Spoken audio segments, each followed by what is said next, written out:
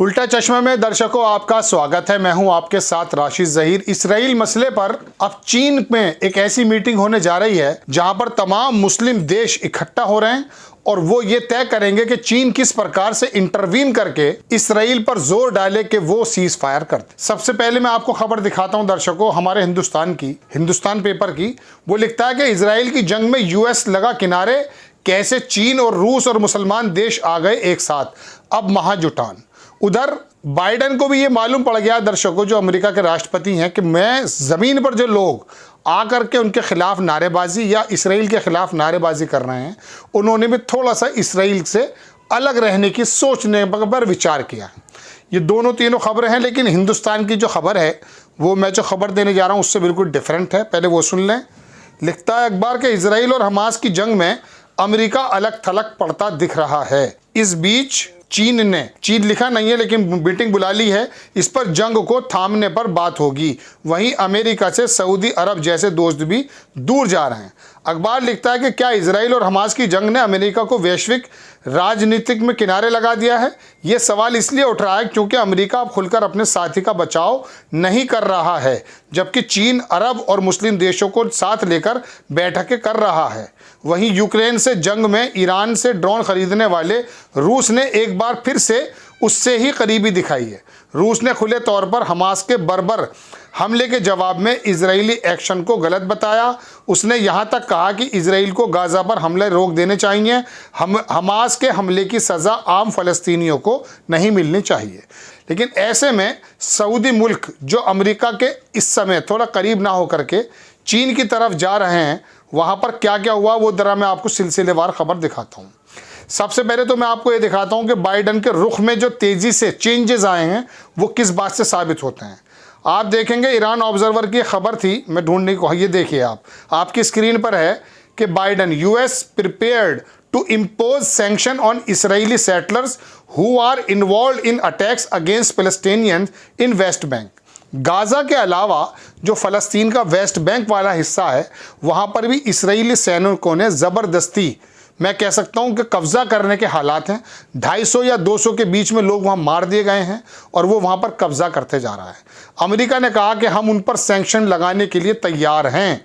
आगे लिखता है कि it is the first time US is the publicly considering individual sanction against Israel. पहली बार ऐसा हो रहा है कि जो वेस्ट बैंक में इसराइली कब्ज़ा कर रहे हैं उन पर वो सैंक्शन लगा रहा है। दूसरी खबर के मुताबिक मैं आपको दिखाता हूं कि अमेरिका जो है उन लोगों को वीज़ा भी बैन करने की कोशिश में लगा हुआ है जो इसराइली वेस्ट बैंक में जाके कब्जा कर रहे हैं। एक बात। दूसरी खबर मैं आपको दिखाता हूं, आपकी स्क्रीन पर है अरब न्यूज़ की खबर कि minister from Arab Muslim countries to visit China in bid to end Gaza war. Gaza war के चलते तमाम मुस्लिम मुल्क जो हैं वो चीन के अंदर इकट्ठे हो रहे हैं, जिसमें सऊदी मुल्क के वज़ीर ख़ारिजा यानी कि विदेश मंत्री, ओआईसी के जो सचिव हैं वो, और बाकी कौन कौन लोग हैं वो मैं आपको तफसील से दिखा देता हूँ। देखिए आपकी स्क्रीन पर मैं खबर लगाता हूँ।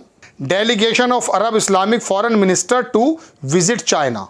Member of the delegation include Saudi foreign minister prince Faisal bin Farhan al Saud, ये मोहम्मद बिन सलमान के भाई हैं। जॉर्डन का डिप्टी प्राइम मिनिस्टर और फॉरेन मिनिस्टर ओमान का, इजिप्ट के फॉरेन मिनिस्टर और इंडोनेशिया के फॉरेन मिनिस्टर, इनके सबके नाम हैं आपकी स्क्रीन पर। फ़लस्तीन के फॉरेन मिनिस्टर जो हैं वो, और secretary general of the Organisation of Islamic Cooperation Hissein Brahim ताहा।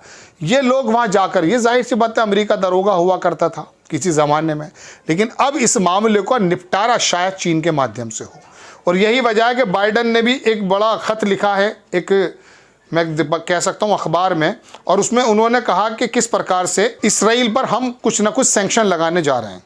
आप देखें ये खबर है वाशिंगटन पोस्ट की, जो बाइडेन ने खुद लिखा है पूरा, जो कह सकता हूँ article, US will not back down from the challenge of Putin and Hamas.